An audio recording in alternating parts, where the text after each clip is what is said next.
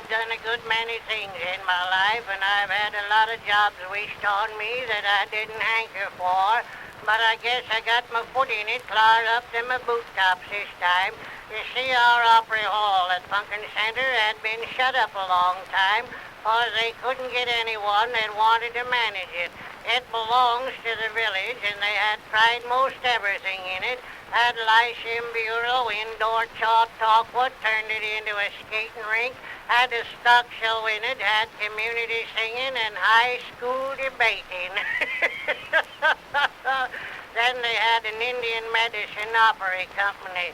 One good thing about that show, if you didn't like it, they give you medicine to get it out of your system.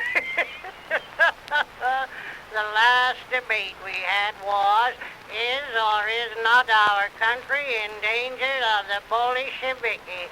And after they had debated 2 hours on it, Jim Lawson said, before we go any further, I'd like to know what is Bolsheviki. No one seemed to know. Ezra Hoskins said he wasn't quite certain, but he believed it was a kind of a Russian stock feed. He tried to get some for his grocery store, but there wasn't any in the market. And that busted up the debating. So as I had been down to New York a good many times and seen a good many operas, they talked me into being manager of the Opry Hall. They said what Punkin Center wanted was some regular shows. Well, I had quite a time getting it cleaned out. One of the boxes had coal in it. A cat was raising a family in the other one. There wasn't many paintings on the platform. All we had was a timber curtain, a housekeeping picture, and a curtain with advertisements on it. We had a melodeon and a piano. The piano had 4 keys gone, and the melodeon had 2 pipes that wouldn't stop playing. But I calculated a show could use first one and then the other and managed to get along. Then I wrote to a paper called the Opry Hall Reporter and told them the Punkin Center Opry Hall was ready to have opera shows.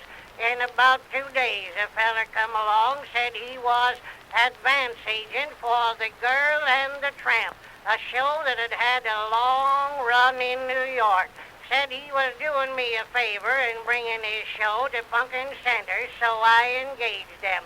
He used up a whole sack of flour to make paste.